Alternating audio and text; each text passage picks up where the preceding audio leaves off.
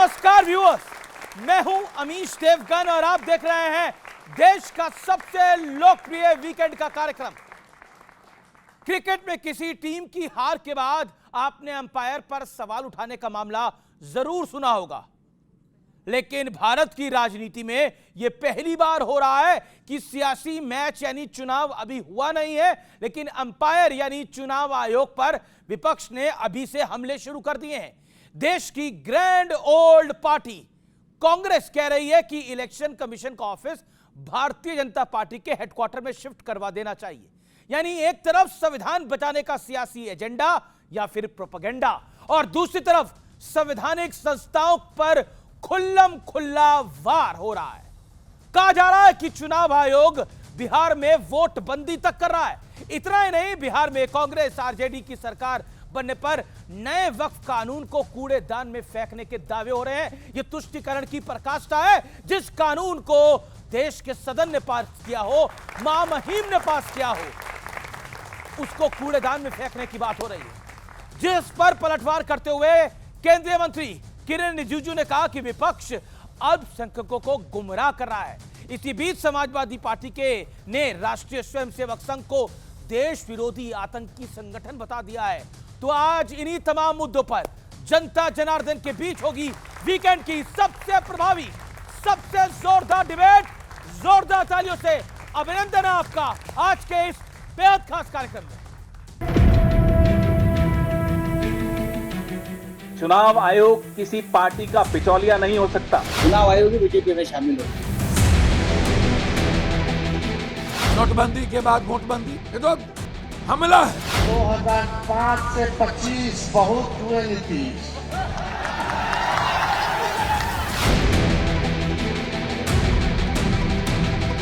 आपने बीच चुनाव में इलेक्शन कमीशन पर विपक्ष की तरफ से सवाल उठाते देखा होगा, या फिर चुनाव के नतीजों पर हाय तौबा मचाते हुए सुना होगा। लेकिन ये पहली बार है जब चुनाव महीनों दूर है, लेकिन विपक्ष का हमला अभी से ही शुरू हो गया है। इतनी बड़ी बिल्डिंग में बैठने की जरूरत क्या? बीजेपी का इतना अच्छा मुख्यालय है, वहां एक फ्लोर ले लीजिए, वहीं बैठ जाइए। हम क्यों बिचौलियों से मिलें? हम सीधा बीजेपी से बात करेंगे। चुनाव आयोग को मिलने से कोई फायदा नहीं है। ये चुनाव आयोग और भारतीय जनता पार्टी का अलायंस है। लेकिन हमला सिर्फ चुनाव आयोग पर नहीं है, आरएसएस पर भी निशाना साधने में विपक्ष ने सारी सीमाएं तोड़ दी हैं। बीजेपी का छुपेआम आरएसएस से भी तो अलायंस है। वो क्या देश विरोधी नहीं है? वो क्या सांप्रदायिक नहीं है? उन्होंने क्या देश का माहौल खराब नहीं कर रहा है? सियासी दुश्मनी इतनी बढ़ चुकी है कि समाजवादी पार्टी के बड़े नेता रविदास मेहरोत्रा भारतीय जनता पार्टी को आतंकी बता रहे हैं। भारतीय जनता पार्टी और आतंकवादियों में कोई अंतर नहीं है। भारतीय जनता पार्टी के लोग भी धर्म और जाति पूछ करके हमला करते हैं, और आतंकवादी भी धर्म पूछ करके हत्या करने का काम करते हैं। बीजेपी की तीसरी बार कंटिन्यूसली सेंटर में सरकार बनी है। क्या जनता ने टेररिस्ट को वोट दिया? समाजवादी पार्टी के लिए पीएफआई और सिमी आतंकी नहीं है। जो सनातन को सम्मान देते हैं वो उनके लिए आतंकवादी है। इस बीच बिहार में एक बड़ी घटना हुई है। असदुद्दीन ओवैसी की पार्टी AIMIM ने महागठबंधन में शामिल होने के लिए आरजेडी चीफ लालू प्रसाद यादव को चिट्ठी लिखी है।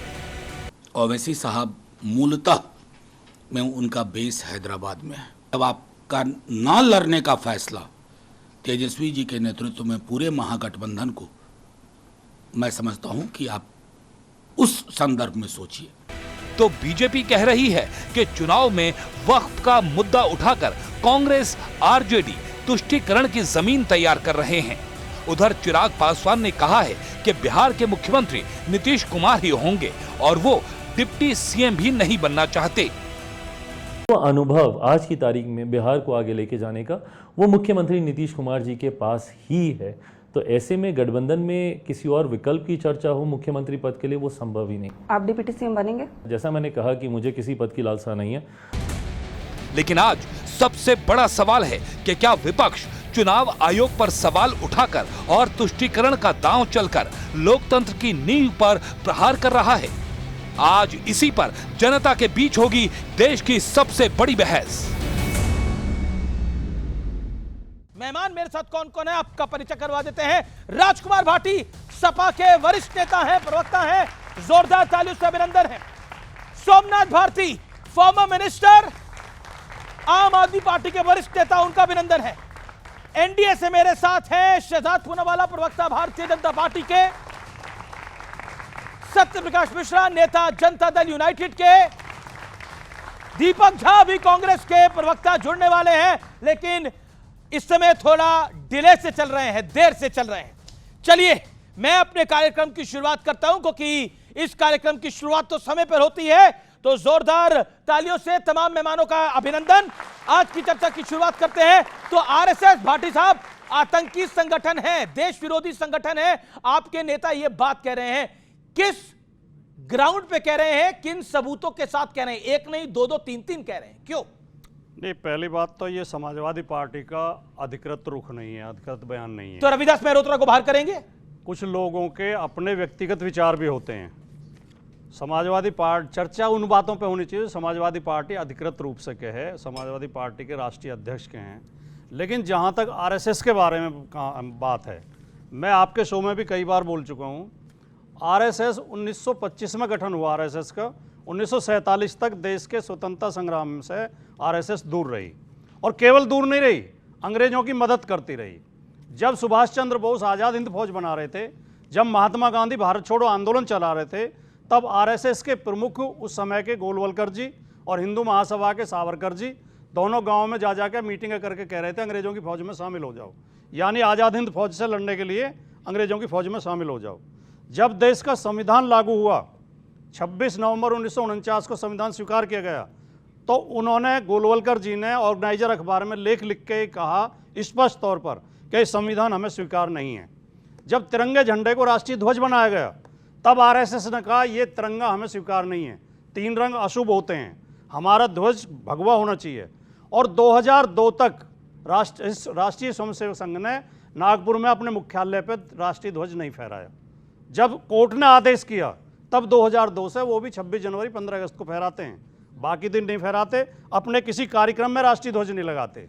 राष्ट्रपिता महात्मा गांधी की हत्या में आरएसएस से जुड़े हुए तो आप कह रहे हैं अधिकृत हमारा स्टैंड नहीं है, लेकिन आपका स्टैंड भी वही है जो बाकी दोनों नहीं, का। मैं तो आरएसएस की एसटी हसन का है, जो रविदास आरएसएस का चरित्र बता रहा हूं, ऐसे नहीं पकड़ूंगा, मैं घुमा के पकड़ूंगा। आखिरी वाक्य बोल रहा हूं। जी जी। राष्ट्रपिता की हत्या में आरएसएस से जुड़े हुए गोडसे को फांसी की सजा हुई थी, ठीक है, और सावरकर का भी नाम आया था, ठीक है। तो जिस संगठन ने राष्ट्रीय ध्वज का सम्मान न किया हो, राष्ट्रीय आंदोलन का विरोध किया हो, राष्ट्रपिता की हत्या में संदिग्ध हो, जो राष्ट्र के संविधान का विरोध करता हो, तो उस संगठन के बारे में क्या कहेंगे? ओके, आरएसएस आतंकी संगठन है, देश विरोधी संगठन है। शहजाद पूनावाला, जब इनका अधिकृत स्टैंड ये है कि कावड़ यात्रा में जाने वाले भोले बाबा के भक्त ये पहलगाम के आतंकियों की तरह है, तो इनको आरएसएस में भी आतंकवादी दिखना लाजमी है। और ये अधिकृत स्टैंड मैं आपको पढ़कर बताता हूं कि सिमी मासूमों का झुंड है, ये पता है किसने कहा है? मुलायम सिंह यादव ने, जब सिमी नाम के आतंकी गुट को सुप्रीम कोर्ट ने प्रतिबंध लगाया था। तो ये आतंकियों को मानते हैं कि ये अमन और शांति के दूत है, और कावड़ यात्रियों को ये कहते हैं आतंकी है। और दूसरी बात इन्होंने कही कि देखिए हम लोग तिरंगे और संविधान के खिलाफ है। पुरानी बातें छोड़ दीजिए, आज की बात करता हूं। एक प्रदेश था जहां पर भारत का तिरंगा और भारत का संविधान लागू नहीं था, जम्मू कश्मीर। 370 को कब्र में गाड़ने के बाद नरेंद्र मोदी और आरएसएस ने वहां पर तिरंगा लहराया और संविधान लागू किया और वाल्मीकि समाज को अधिकार दिया। इनकी वहां पे इंडिया अलायंस की सरकार इसका विरोध करती है 370 हटने का। आखिरी बात मैं पूछना चाहता हूं, देखिए ये कहते हैं कि हमारा कोई इंडिपेंडेंस स्ट्रगल में रोल नहीं था। जगतपति कुमार और देवीपत चौधरी नाम देख लीजिए, 1942 में आरएसएस के कार्यकर्ताओं ने गोलियां खाई, और हेडगेवार जी जो फाउंडर ऑफ आरएसएस है, जब वो सेडिशन के केस से छूटकर बाहर आए जेल से, तो मोतीलाल नेहरू ने उनका स्वागत किया। पर कांग्रेस के founding member Allan Octavian Hume Britisher थे। कांग्रेस ने जब पहली शपथ ली प्रधानमंत्री की, तब ब्रिटिश की सरकार थी, वो ब्रिटिशर्स के साथ नहीं, और हम लोग जो ब्रिटिशर्स के साथ, मुझे नहीं पता क्या कांवड़ यात्रा वाले आतंकी हैं? और उनका कंपैरिजन पहलगाम के आतंकियों के साथ किया गया। राष्ट्रीय स्वयंसेवक संघ, जिससे नरेंद्र मोदी आते हैं, जिससे पूर्व राष्ट्रपति रामनाथ कोविंद आते हैं, क्या वो आतंकी संगठन है? इसी विषय का जवाब। हाँ बिल्कुल, इसी बात का जवाब। मैंने अपने पूरे वक्तव्य में आतंकवादी संगठन नहीं कहा, आपके नेताओं ने कहा, समाजवादी पार्टी ने कहा। अब ये मिसकोट कर रहे हैं, आपके नेताओं ने कहा भाई, जो शहजाद भाई कह रहे हैं, आप मिसकोट कर रहे हैं बीजेपी का, मैं बोल रहा हूं नहीं, मैं बता रहा हूं क्या मिसकोट कर रहे हैं। बीजेपी के लोगों की विशेषता होती है सरासर झूठ बोलते हैं, झूठी बात करते हैं। कांवड़ लाने वालों को आतंकवादी कहा किसी ने, ये कह रहे हैं, किसी ने नहीं कहा। उन लोगों के लिए कहा जो जाके दुकानदारों की आईडी चेक कर रहे थे, जो पैंट उतरवा के हिंदू मुसलमान चेक कर रहे थे। पैंट उतारने का वीडियो है किसी के पास? कोई सबूत नहीं है। जो काम, अच्छा गोपाल कौन निकला? गोपाल कौन निकला? अब बताइए ना, गोपाल कौन निकला? शर्मा जी ढाबे वाला कौन निकला? और अभी गुप्ता चाट भंडार हरिद्वार में कौन निकला? बताइए कौन निकला? क्या उत्तर प्रदेश सरकार गुप्ता चाट भंडार वाला गुलफाम निकला? मेरी बात सुनना, क्या उत्तर प्रदेश सरकार के पास पुलिस नहीं है? क्या बिल्कुल उत्तर प्रदेश सरकार के पास प्रशासन नहीं है? क्या सरकारी एजेंसियां ये काम नहीं कर सकती? ये कोई भी संगठन बना ले, इन्हें किसने अधिकार दिया कि जाकर आईडी चेक करें? तो उन्होंने ये कहा कि जो काम आतंकवादी पहलगाम में कर रहे थे, हिंदू मुसलमान की पहचान कर रहे थे, वही काम ये लोग कर रहे हैं। कांवड़ियों के लिए किसी ने नहीं कहा, ये गलत पेश कर रहे हैं, कांवड़ियों के लिए कहा। अभी मेरे बड़े भाई भाटी जी, जो मैं उनका बहुत सम्मान करता हूं और मुझे उम्मीद है कि इतनी डिबेट की तो वो भी मेरा सम्मान करें, उन्होंने मुझे एक प्रकार से झूठा बोलने की कोशिश की। ये आजम खान का बयान कि बीजेपी आरएसएस को आतंकवादी बुला देना चाहिए। जो आरएसएस और बीजेपी के लोग चुनाव चुनकर अभी तीसरी बार बीजेपी की सरकार बनी है और एक प्रचारक प्रधानमंत्री बना है, उसको आतंकवादी बोले। ये आजम खान का बयान और ये मुलायम सिंह यादव जी का बयान कि सिमी इनोसेंट है। मैंने आपके बीच में नहीं बोला सर, मैंने आपके बीच में, भाटी जी मैंने आपके बीच में नहीं बोला। कभी बयान तो बयान रहता ही है, बयान तो अमर हो जाते हैं जी। एनीवे मैंने बीच में नहीं बोला, पर मैं दूसरी बात, चलिए दूसरा टेस्ट कर देते हैं। इन्होंने कहा कि मैंने कावड़, हम लोगों ने कावड़ टेस्ट नहीं, अब बात बोली। अरे टेस्ट तो, अरे वाह वाह वाह वाह वाह, अगर बोर्ड लगाने को बोलो तो वो तो हाई तौबा मच जाती है। और इनके बयानों का टेस्ट भी ना लिया जाए। पूछे किसने बोला मठाधीश माफिया है? अखिलेश यादव ने बोला कि मठाधीश माफिया होता है। एक बार बोला था मदरसे में से निकलने वाले बहुत सारे आतंकी गुट होते पाकिस्तान के। एक बार बोला है मौलवी मौलाना होते हैं, नहीं बोल सकते। एक बार पादरियों के लिए बोला है, नहीं बोल, मत बोलिए। और आखिरी बात मैं पूछना चाहता हूं, अभी उन्होंने संविधान की बात की, तो संविधान पे भी आना चाहिए। वाह, 50 साल पहले जिस पटना के गांधी मैदान पे संविधान बचाने के लिए मुलायम सिंह, लालू जी सब लोग एक आए थे, आज वहां पर इमारत शरिया के कार्यक्रम में शरिया लागू करने के लिए और संविधान द्वारा पारित कानून को कूड़े के दान में डालने के लिए ये कह रहे हैं समाजवादी। ओके। मतलब संविधान द्वारा पारित वक्फ के कानून को कूड़े दान में डालने को तेजस्वी यादव तैयार हैं और समाजवादी पार्टी का समर्थन है। नाम लिखने को सुप्रीम कोर्ट ने अवैध बताया। पिछले साल सुप्रीम कोर्ट ये आदेश दे चुका है कि नाम लिखना गलत है, नाम नहीं लिखना है। इनकी सरकार फिर भी उसे घुमा के कि हम तो फूड सेफ्टी एक्ट का प्रयोग कर रहे हैं, सुप्रीम कोर्ट के आदेश को नहीं मान रही है। एक बात बताइए, एक गुप्ता चाट भंडार वाला गुलफाम निकले और आप एक धार्मिक कार्यक्रम में हरिद्वार गए हो। हरिद्वार में अधिकतर लोग 98% धार्मिक कार्यक्रम में ही जाते हैं, या पूजा करने के लिए जाते हैं या अपने पूर्वजों के की शांति के लिए जाते हैं। अब आप बताइए तो क्या करिएगा? गुप्ता चाट भंडार वाला गुलफाम निकल के आपको चाट खिला दे। मैंने तो अपनी आंखों से ये चीजें देखी हैं, मैं किसी की सुनी हुई नहीं कह रहा, कि जब मुहर्रम के जुलूस निकलते हैं हमारे क्षेत्र में तो हिंदू लोग सबील लगाते हैं, उन्हें ठंडा पानी पिलाते हैं। बिल्कुल, लेकिन और छुपाते थोड़ी है। नहीं, बात तो फर्क है ना दोनों में। भी बोलने हिंदू लोग ये छुपाते थोड़ी है। हमें बोलने तो दो, यहाँ पर गुप्ता बोलने तो दो अमीश जी, बोलने तो दो। कैसे हो गया? मैं बोलने दे रहा हूं, बोलने तो दो। आप ही बोल रहे हैं सबसे। और कावड़ियों के लिए मुसलमान शिविर लगाते हैं, उनकी सेवा करते हैं। बिल्कुल लगाए। अच्छा, ये अब आप बोलने तो दे नहीं रहे लगातार, तो आप बिल्कुल कि ये कौन सा मेरा क्या फायदा, मैं चुप हो जाता हूं। है ये गुलफाम बन जाए। क्या नाम है भैया आपका? आपका नाम क्या है? उदय सैनी। अब उदय सैनी का नाम उदय सैनी रहना चाहिए ना। अब ये बोले मेरा नाम शहजाद है। अब बताइए, और शहजाद अगर बोलने जुलूस में घुस जाए, ये सही होगा? अच्छा ओके, आप किस पर क्या कहते हैं? आपको क्या लगता है? खड़े होके बोलिए आप। मेरा तो सवाल भाटी जी सवाल नहीं, आप बताइए, गुप्ता चाट भंडार वाला अगर गुलफाम निकले तो सही है? सही कैसे सर? थूक सही है आपको लगता है? बिल्कुल सही नहीं। आइडेंटिफाई क्यों छुपाया जाता है? जब उनके मन में पाप नहीं है तो क्यों छुपाया जाता है? उसमें मूत्र मिला के पिलाते हैं, जूस के अंदर जो है रोटियों में थूक लगा के खिलाते हैं, धर्म भ्रष्ट करते हैं सब। ठीक है, ओके, बैठिए। आपका क्या पॉइंट है? बोलिए सर। जब कोई नाम छिपा के सामने आता है ना, तो कुछ ना कुछ धोखे वाली प्रवृत्ति से आ रहा है। जब मेरा नाम रहमान है तो मुझे रहमान नाम के साथ आना चाहिए, ताकि आपसी भरोसा बढ़े, आपसी विश्वास बढ़े, ना कि नाम छिपा करके। जब हम ये सब होता है। ओके। मैं दोनों बातों से सहमत हूं जी, जो भाई ने कही और उन्होंने कही। मूत्र मिलाने का या थूकने का भी वीडियो आया, लेकिन उस वीडियो की अभी तक जांच नहीं हुई है, पहली बात। दूसरी बात, कोई सामान्य बुद्धि का व्यक्ति ये आदमी ये काम नहीं कर सकता। कोई अगर मानसिक रूप से बीमार है, कोई पागल आदमी ये काम कर दे तो उसे पूरे समुदाय पर नहीं थोप सकते। बिल्कुल नहीं थोप कि सकते। एक समुदाय पूरा यही काम करता है। दूसरी बात, नाम छिपाने का भी यही उदाहरण है। नाम तो बहुत लोग बदलते हैं। जिसका नाम अजय सिंह बिष्ट था वो योगी आदित्यनाथ हो गया। नहीं, दीक्षाली बहुत उन्होंने लोग बदलते हैं। ये ऑब्जेक्शनेबल तो है। ये कोई इतना बड़ा गुनाह नहीं है। दीक्षाली योगी आदित्यनाथ बनने के लिए और योगी, देखिए योगी बनना कोई सामान्य नहीं है। हर कोई योगी नहीं बन सकता। ओके सुधांशु, आखिरी बात कह दूं। ठीक है, ठीक है। देखिए, आप लंबा बोल रहे हैं, ठीक है। जो लोग कांवड़ की यात्रा चलती है 15 दिन, जो लोग 11 महीने उसी जगह पर रोजगार करते हैं, उन्हें फिर बंद कर दिया जाए तो उन्हें दुख तो होगा ही। ठीक है, जवाब तो ये मजबूर क्यों किया जाता है कि वो नाम कोई पहचान बंद नहीं कर रहा। आइडेंटिटी रिवील करने की बात है। आइडेंटिटी खुलेआम बताइए, जो आप हैं वो बताइए। पहले सबसे तो ओके, योगी आदित्यनाथ और अजय बिष्ट। अमीश जी, मुझे बड़ा दुख हुआ, वैसे मैं भारतीय मुसलमान हूं, पर एक साधु, एक संत, एक मठाधीश, एक गोरक्षनाथ पीठ के पीठाधीश्वर अपने सारे समाज को, अपने सारी चीज़ों को त्याग कर परिवार को वो योगी बनते हैं, तो उनकी तुलना एक नाम बदलकर गुप्ता से गुलफाम जो है और जो ढोंग कर रहा है, जो ढोंग रच रहा है, उसके साथ तुलना करते हैं। मतलब मठाधीशों के लिए, हमारे महामंडलेश्वरों के लिए, हमारे जो पुजारी संत हैं उनके लिए कितनी दुर्भावना है। दूसरी बात मेरी बात पूरी हो जाने दीजिए। इनको पता है नाम क्यों बदलना और छिपाना अच्छा लगता है। एक और व्यक्ति आया था नाम और पहचान बदल के, आप भूल गए अमीश जी। 26/11 में कलावा पहनकर अजमल कसाब आया था। अगर तुकाराम ओमड़े नहीं पकड़ते तो हिंदू टेरर की रचना कर देते ये लोग। ये हिंदू टेरर बोलने के लिए अब ये आइडेंटिटी छुपाने का काम करते हैं। आज तक समाजवादी पार्टी के नेता अबू आजमी बोलते हैं हिंदू टेरर है 26/11। बोलिए कि गलत बोलते हैं? वो नहीं बोलेंगे, क्योंकि उनको ये आइडेंटिटी छुपाकर, और आपका क्या कहना है, केवल मुसलमान आइडेंटिटी छुपाता है? ये कानून सबके लिए है। क्या गुप्ता क्या गुलफाम, दोनों को नाम बताना है, परंतु इनका शक केवल गुलफाम पर है कि गुलफाम ही छिपा रहा है और उसको बचाना है वोट बैंक के नाम पर। यही आपकी मानसिकता और प्रवृत्ति है। ओके। आपने योगी आदित्यनाथ को, आपने बोला कुछ लोगों ने नाम बदल दिया है। योगी आदित्यनाथ ने अपनी शिक्षा दीक्षा से अपने नाम को बदला है। वो नाम बदलना नहीं होता। महंत योगी आदित्यनाथ हैं। मेरा फिर कहना है कि कुछ चीजों पे हम गुरेज रखें, राजनीति अपने तरीके से चलती रहेगी।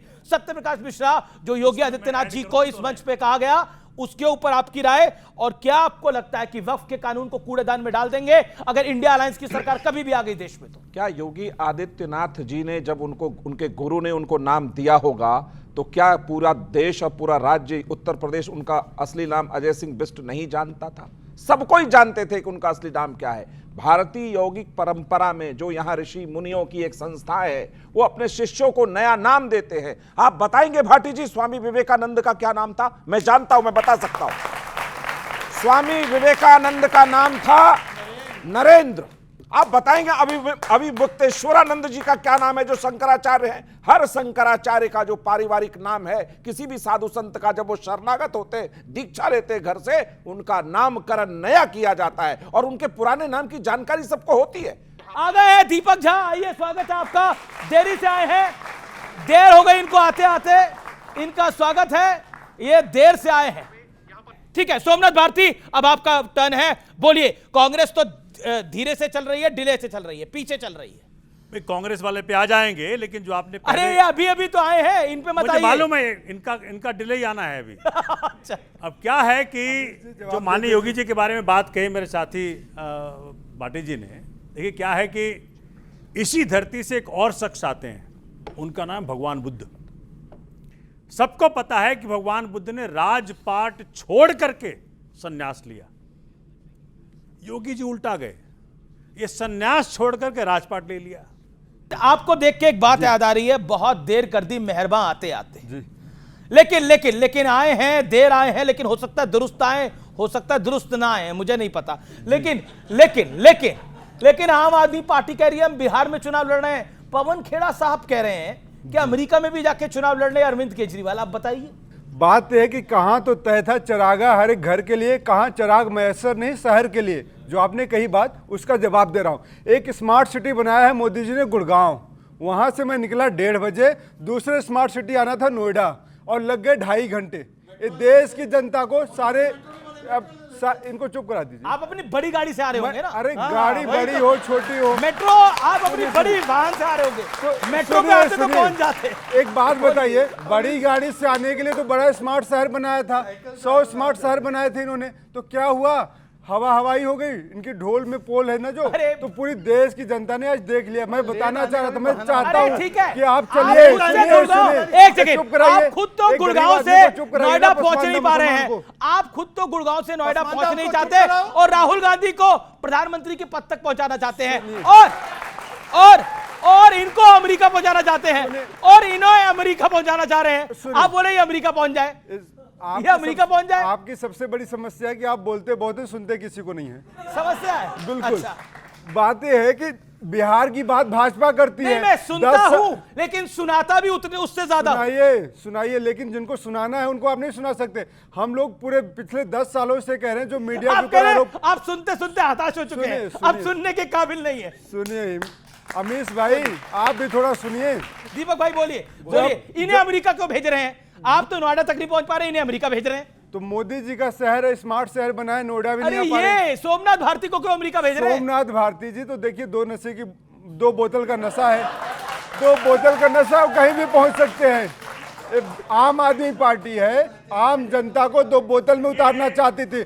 सुनिए सुनिए सुनिए, 30 सेकंड दिल्ली की जनता को सुनिए, इनको चुप रहिए अमीश भाई।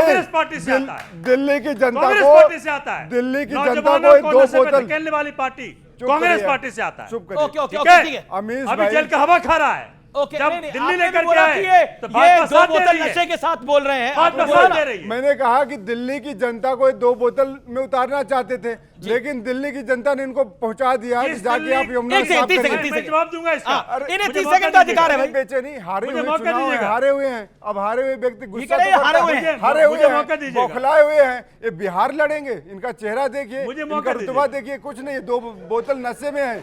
आज आम आदमी पार्टी की कोई हैसियत नहीं है, मोदी जी के सामने खड़े नहीं होते, मोदी जी को जेल में डालने चले थे। अरविंद केजरीवाल तो कहते हैं राहुल गांधी मोदी जी से डरते हैं। अरे अरविंद केजरीवाल कौन है, मैं तो जानता भी नहीं हूँ। अरे जानते नहीं है कौन है? अभी ज्यादा हो रहा है, टू मच हो रहा है। अरविंद केजरीवाल को जानते नहीं है, पहचानते नहीं है। सोमनाथ भारती आप एकदम शांति। बड़ी शालीनता से मैं कहना चाहता हूं कि जिस पार्टी ने पिछले इतने चुनावों में 3 चुनाव दिल्ली में हो गए, इस 0 से ऊपर नहीं आ रहे हैं। जी उस पार्टी को पहली बार हमने देखा कि 0 लाकर के भी कांग्रेस वहां पे नाच रही थी, दिल्ली में जश्न मना रही थी। 0 आ गया। क्यों? क्योंकि वहां पे कह रहे कि भैया भाजपा का हमने साथ दिया, भाजपा की हमने सरकार बनाई। कांग्रेस की औकात ये हो गई है। दूसरी बात, वो कह रहे अरविंद केजरीवाल को पहचानते नहीं है, अमेरिका भेजना चाहते हैं। दिल्ली की जनता ने पहचाना केजरीवाल को। एक बार मरहूम शीला दीक्षित जी ने भी ये बात कही। आप क्या कह रहे हैं? दिल्ली की जनता ने, दिल्ली की जनता भी केजरीवाल को नहीं पहचानती। बोरिया बिस्तर साफ कर दिया। केजरीवाल को फिर भी 22 विधायक आए ना, 22 विधायक तो आए हैं। आपके कितने विधायक आए? छोड़िए ना, 22 विधायक आए हैं। कांग्रेस के कितने विधायक दिल्ली में? साफ कर दिया। देखिए दिल्ली की जनता, दिल्ली की, अरे कितने हैं भाई? अरे सोमनाथ भारती पूछ रहे कितने विधायक आए? सोमनाथ भारती से पूछ ले लोकसभा में कितने आए हैं इनके? अरे कितने विधायक? लोकसभा में कितने आए? मध्य प्रदेश में कितने आए? अरे मध्य प्रदेश में कितने आए? आप लोकसभा लड़ने गए थे ना? 15 विधायक तुम्हारे आए थे गुजरात में, 5 ज्वाइन कर लिए बीजेपी। देखिए सोमनाथ भारती के पास एक ही 5 ज्वाइन कर लिए बीजेपी। मुश्किल ये हो रहा है कि कांग्रेस बीजेपी की जो है ना, वो जो प्रेमी प्रेमिकाओं वाले मिलन होता है रात को, वो चल रहा है, वो पकड़ी गई। प्रेमी प्रेमिकाओं वाला मिलन होता है रात को, वो पकड़ी गई है इनकी। कब पकड़ा आपने? ये पकड़ा हमने, क्योंकि जनता के सामने कमाल है देखने को। आपके भाई मैं समझ जनता का राजनीतिक डिबेट हो रही है या ओवर रूम की डिबेट हो रही है? इसलिए कांग्रेस और बीजेपी की जो दोस्ती है, यारी है, वो पकड़ी गई है। एक वाक्य सबसे ज्यादा तनाव में तो हमें हमारी दोनों महबूबा आपस में लड़ रही हैं। एक वाक्य केवल एक वाक्य। इनका दोनों का रवैया देखकर भारती जी और मेरे मन में आ रहा है कि यार सोनम से ज्यादा बेवफा तो ये दोनों एक दूसरे से। भाई एक साल पहले साथ में थे और एक साल के बाद लेकिन ऑल सेड एंड डन। देखिए बिहार में आप चुनाव क्यों लड़ रहे हैं? कांग्रेस कह रही है कि अमेरिका में भी लड़ सकते हो आप लोग चुनाव। आप कांग्रेस का खेल और राजद का खेल बिगाड़ने के लिए लड़ रहे हो। देखिए खेल किसने बिगाड़ा मैं बताता हूं आपको। जब ये इनके 5 MLA छोड़ करके कांग्रेस बीजेपी गए, तो कांग्रेस ने हमें कहा कि भाई साहब जब हमारा उपचुनाव हो तो आप मत लड़िएगा। हमने कहा ठीक है जी। हमने कहा भाई हमारा भी एक छोड़ के गया है बीजेपी, अब तुम मत लड़ना। इतने धोखेबाज हैं। कांग्रेस धोखेबाज है। इनके डीएनए में धोखा कौन है धोखेबाज? कांग्रेस धोखेबाज है। कांग्रेस के डीएनए में धोखा है। ये इन्होंने जो है वहां पे कैंडिडेट खड़ा करा है, किसको कहने पे? भाजपा कहने। आपको बोला क्या था ये खुलासा? भाजपा कहने पे। आपको बोला था नहीं खड़ा करेंगे और फिर खड़ा कर दिया। जी, इसलिए अलायंस पॉलिटिक्स, क्यों धोखा देते हैं इतना? अलायंस पॉलिटिक्स, देखिए सुनिए, ये चाहते हैं कि समाजवादी यहां ना लड़े, ये चाहते हैं टीएमसी बंगाल में ना लड़े, ये चाहते हैं कि सिर्फ बीजेपी रहे और कांग्रेस रहे, बस। पर देखिए बीजेपी का जो फुटप्रिंट है वो कांग्रेस का नहीं है। ओके धोखा है। उत्तर प्रदेश में तो सपा बीजेपी के साथ लड़ रही है, कांग्रेस थोड़ी लड़ रही है। ओके, जवाब। देखिए केजरीवाल धोखा क्यों देते हैं, ये बताइए। देखिए केजरीवाल धोखा क्यों देते हैं आप लोग? आम आदमी पार्टी का मुखिया वो था जो अपने बच्चों की सौगंध खाता था, न गाड़ी लूंगा, न बंगला लूंगा, न टीवी लूंगा, न मोबाइल लूंगा, बस मैं मंदिर के सामने बैठूंगा, हनुमान चालीसा पढ़ूंगा।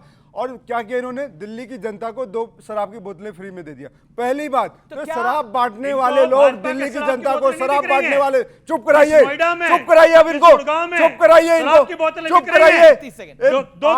एक पार्टी के नेता बौखला गए हैं। कहता हूं कि भाजपा कांग्रेस की आ रही है, सुने इन दोनों की आ रही है। अच्छा, बिहार में चुनाव लड़ेंगे तो आपको क्या तकलीफ है? अरे लड़े ना भैया, कहीं भी लड़े, अब इनका काम ही लड़ना। यहाँ लड़ रहे हैं, बिहार में लड़ेंगे, सब जगह लड़ेंगे, लड़ने के सिवा कुछ नहीं है। इलेक्शन कमीशन को लेकर जो बयानबाजी हो रही है, इलेक्शन कमीशन को लेकर जो बयानबाजी हो रही है, उसके ऊपर आप क्या कहना चाहते हैं दीपक झा? इलेक्शन कमीशन पर आपको भरोसा नहीं है?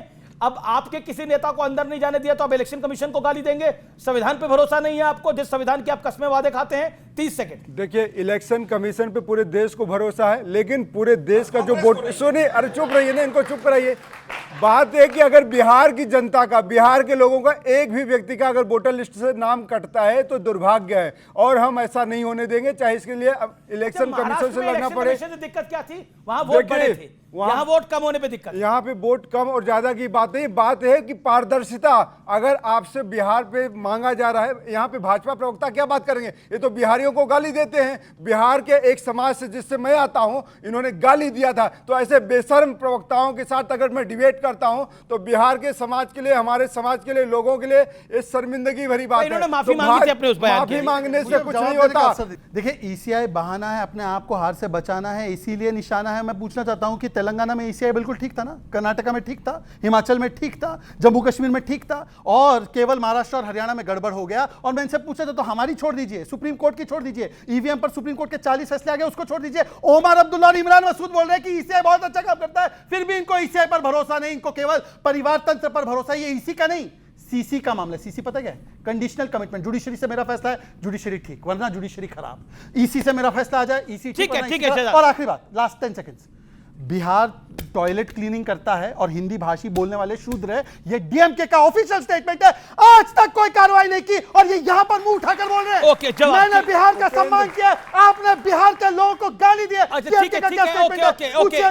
क्या स्टेटमेंट है? इलेक्शन कमीशन पर आप सवाल उठा रहे हैं, आप और राजकुमार भाटी की पार्टी और कांग्रेस पार्टी। मैं आपसे सवाल पूछता हूं सोमनाथ भारती, जब आपकी 67 सीट्स आई, जब आपकी 62-63 सीटें आई, जब पंजाब में आपकी 90 से ज्यादा सीटें आई, तो इलेक्शन कमीशन सही था। और जब आप दिल्ली के अंदर चुनाव हार गए तो इलेक्शन कमीशन खराब हो गया। गुजरात के अंदर इलेक्शन कमीशन सही था, जहां पर चुनाव जीत कर आए अभी आप विधानसभा के अंदर। पंजाब में इलेक्शन कमीशन गलत है, जहां पर आप चुनाव जीत कर आए हैं। जवाब दीजिए। मतलब हम जीतेंगे तो इलेक्शन कमीशन सही, हम हारेंगे तो इलेक्शन कमीशन गलत। ये उसी बच्चे का हाल है जो बच्चा पहले फर्स्ट था, जो फेल हो जाए वो कहता है टीचर खराब है। बता रहे मेरे पास तो प्रमाण है। दिल्ली के चुनाव में, जब लोकसभा का चुनाव हुआ, नई दिल्ली विधानसभा, सोमनाथ भारती जो कैंडिडेट जीता था, तब वोटर्स कितने थे? 1,50,000। 9 महीने बाद विधानसभा का चुनाव हुआ, वोटर्स कितने हो गए? 1,50,000 वोटर्स काट दिए गए। ना तो भाजपा बोली ना कांग्रेस बोली, क्योंकि इनका एक कारनामा था वो।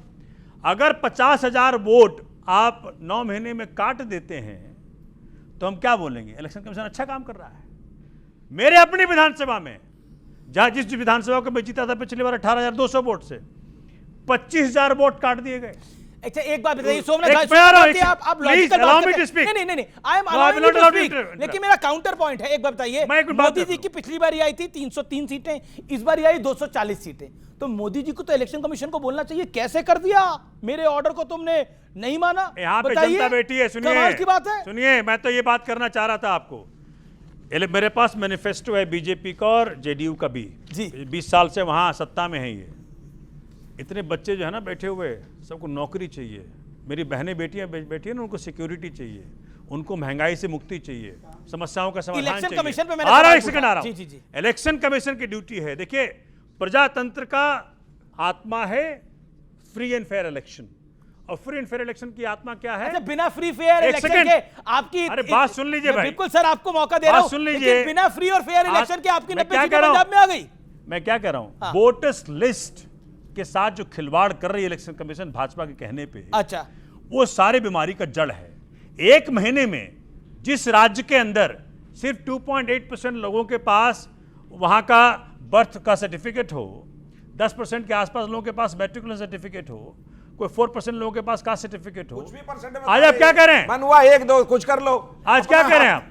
आज क्या कह रहे हैं कि जी एक महीने में हर घर चले जाएंगे और सबसे प्रमाण पत्र ले लेंगे और वोटर्स लिस्ट को प्यूरिफाई कर ठीक है। देंगे। ये जो लेकिन क्या सपना आप दिखा रहे हैं, ये चुनाव हारने का डर है? बिल्कुल भाजपा किसको डर है? आपको? भाजपा चुनाव हार चुकी है बिहार का। इन्होंने अभी इलेक्शन कमीशन पर तमाम जो आरोप गढ़े, मैं सिर्फ इनसे इतना पूछना चाहता हूं, एक और आरोप गढ़ा था, हरियाणा के लोग यमुना में पॉइजन मिला रहे, क्या प्रूफ दिया उसका अभी तक? हरियाणा के लोगों को कितना बदनाम किया, अब हरियाणा के लोगों को छोड़ा और इलेक्शन कमीशन को बदनाम करना शुरू। मैं पूछना चाहता हूं इलेक्शन कमीशन पर इतना गंभीर आरोप है, सुनिए, ये खुद वकील है न्यू दिल्ली, मैंने आपके बीच में नहीं बोला सर, मैंने आपके बीच में नहीं बोला, न्यू दिल्ली ये खुद लॉ मिनिस्टर रह चुके हैं। मैं पूछना चाहता हूं इतने महीने हो गए चुनाव को, हाईकोर्ट से क्या आदेश है आपके पक्ष में, बता दीजिए। हाईकोर्ट में मामला पेंडिंग है, दोनों पेंडिंग है, दोनों मतलब मामला प्रमाण चल रहा नहीं है। दिया आपने ऑर्डर लाने के लिए, और यहाँ पर आकर आरोप बिना दोनों इलेक्शंस को अच्छा, इलेक्शन कमीशन, आखिरी बात, अच्छा कांग्रेस ने बोला है इलेक्शन अब कमीशन जुडिशियल का सवाल ना करो कम दफ्तर, से कम। इलेक्शन कमीशन का दफ्तर बीजेपी के जो आपका ऑफिस है जिसमें आप लोग बैठते हैं उसी के ऊपर वाले माले पे बना दीजिए, यहाँ पर यानी जहां पर जेपी नड्डा, अनिल बलूनी ये सब लोग बैठते हैं, जहां पूनावाला बैठते हैं उसके ऊपर वाले माले पे बना दीजिए। देखिए ऐसा है चलता कि- वहीं से, हाँ। दीपक क्या कह रहे हैं, चलता वहीं से। इनको ज्यादा अनुभव है। एक मिनट जी, मनमोहन सिंह का दफ्तर चलता था, 10 जनपद थे, तो मनमोहन सिंह वही बैठे रहते थे, क्या चलता वहीं से था? ये आपका अनुभव है। एक बात आपने भी लाठी ले ली इतनी बड़ी, मतलब आप लोग खुद रिमोट कंट्रोल की सरकार चला चुके हैं, आप मतलब फंस जाते हैं सरकार। आपने सवाल किया था तब तो मीडिया ने भी बहुत सवाल किया था, अब तो मीडिया ने भी सवाल करने बंद कर दिया। ओके, जवाब चल रहा था महोदय, 10 जनपद नहीं, देखिए मैं नहीं कह रहा ये कि रिमोट कंट्रोल से प्रधानमंत्री चलता था, ये एक्सीडेंटल प्राइम मिनिस्टर में संजय बारू ने लिखा है। बारू उनके प्रेस सचिव थे। बिल्कुल बिल्कुल बिल्कुल, ओके ओके। शहजाद देखिए अनफेयर शहजाद के साथ हो जाता है। ऐसा है अमीश जी, नहीं हो सकता। अमीश जी ऐसा है, ज्यादा दूर जाने की बात नहीं है। अभी 3 दिन पहले खड़गे जी ने बोला कर्नाटका के विषय में कि निर्णय मैं नहीं हाईकमांड करेगा, तो जो खुद पद पे होने के बाद पावर के बिना है वो दूसरे लोगों को वह बोलते हैं ना कि झांकी रही भावना जैसी प्रभु मुहूर्त दिखे दिन तैसी। चलिए अब रैपिड फायर राउंड शुरू करते हैं और सीधे तौर पर सवाल पूछते हैं। मैं आप सबसे एक एक सवाल, 2-2 सवाल पूछूंगा और एक एक लाइन में जवाब देना है, एक एक लाइन में जवाब देना है, उसके लिए थम्स अप कर दीजिए आप लोग। चलिए रैपिड फायर राउंड पे पहला सवाल मैं पूछ रहा हूं राजकुमार भाटी जी से। राजकुमार भाटी, किसका बयान सही किसका गलत, एसटी हसन का है रविदास मेहरोत्रा का? दोनों के ही सही हैं। दोनों के ही सही हैं। अभी कह रहे थे पार्टी साथ नहीं है। चुनाव आयोग संवैधानिक संस्था है या फिर धृतराष्ट्र आपकी राय में? संवैधानिक संस्था है लेकिन उसे व्यक्ति संचालित करते हैं, ओके। व्यक्ति खराब हो सकते हैं। जी अच्छे जवाब आपने दिए। मैं रुक करता हूं सोमनाथ भारती जी, आपका पूर्व मंत्री है, सोच समझ के जवाब दीजिएगा। बिहार में कितनी सीटों का टारगेट है आपका? देखिए हम लड़ने का या जीतने का? लड़े, देखिए इस बार पहली बार बिहार को एक चॉइस मिलेगा कि भाई जो शिक्षा, स्वास्थ्य, बिजली, पानी जैसे मुद्दों का समाधान ला सके उस पार्टी को वोट दें। ओके, इंडिया अलायंस में आम आदमी पार्टी अभी है या नहीं? इंडिया अलायंस में हम लोकसभा के लेवल पे, विधानसभा के लेवल पे नहीं। विधानसभा के लेवल मतलब अभी नहीं है। चलिए मैं बढ़ता हूं आगे। शहजाद पूनावाला, वक्त आपका है, बारी आपकी है। किससे बड़ा खतरा है, तेजस्वी यादव से, राहुल गांधी से या प्रशांत किशोर से? तीनों एक ही बीमारी के अलग अलग वेरिएंट है। एक बताना था, नहीं तीनों बताया। एक ही अरे बताइए, बीजेपी को, कोविड के हर वेरिएंट से हमको थोड़ा बीजेपी को खतरा है। किससे ज्यादा उम्मीद है, असउद्दीन ओवैसी से या प्रशांत किशोर से या अरविंद केजरीवाल से? देखिए, ऐसा है कि बंद घड़ी भी सही समय 2 बार दिखाती है। अब इनकी बंद घड़ी कब सही समय दिखाती है, इन पर निर्भर है, हम पर जी जी जी जी। मैं सत्य प्रकाश मिश्रा आपके पास आता हूं। बिहार में किसका इंपैक्ट ज्यादा है, नीतीश कुमार का या नरेंद्र मोदी का? दोनों का। दोनों का, एक को नहीं चुन सकते आप लोग। चलिए, चिराग पासवान चुनौती है या साथी है? साथी हैं। साथी है। चलिए, अच्छा जवाब दिया इसके ऊपर तो। ओके, मैं चलिए, हमारा मिशन तो हमेशा जारी रहता है। दीपक झा, बारी आपकी है। बिहार में बड़ा विपक्षी नेता कौन है, राहुल गांधी या तेजस्वी यादव? बिहार में राहुल गांधी जी लोकसभा सदस्य हैं, तेजस्वी यादव जी बिहार में हैं, तो बिहार के तेजस्वी यादव हैं, देश में राहुल गांधी जी हैं। चलिए, मतलब बिहार में तेजस्वी यादव है, राहुल गांधी के हैसियत देश में राहुल गांधी जी हैं। ठीक है, देश में राहुल ठीक गांधी है। अच्छा राहुल, अच्छा, ठीक है। देखिए देखिए क्या, अब वो पूछे उत्तर प्रदेश में कौन है, एक रैपिड फायर। इनको भेज दीजिए जाके पता अखिलेश यादव या अखिलेश यादव, प्रियंका वाड्रा या राहुल गांधी? को जाके पता कर क्या है, जाके आपको पता नहीं है तीनों में कौन इनका जवाब नहीं है। अरे क्यों फंसा रहे हैं आप दीपक झा को? आज वैसे ही लेट पहुंचे हैं आप लोग, फंसा रहे हैं पूरी तरह से। जवाब ऐसे मैं होने नहीं दूंगा भाई। ओके दीपक झा, दीपक झा, आपका दीपक चलते रहना चाहिए भैया। ये आपका पार्टी में दीपक ऑफ करना चाहते हैं, इनकी प्लानिंग गलत है। अरे मैं अच्छा, अगला सवाल। अच्छा, आपका खेल ज्यादा कौन बिगाड़ेगा आपको लगता है, आम आदमी पार्टी या ओवैसी? केजरीवाल या ओवैसी, आपका खेल कौन बिगाड़ेगा? एक नागनाथ है, एक सांपनाथ है।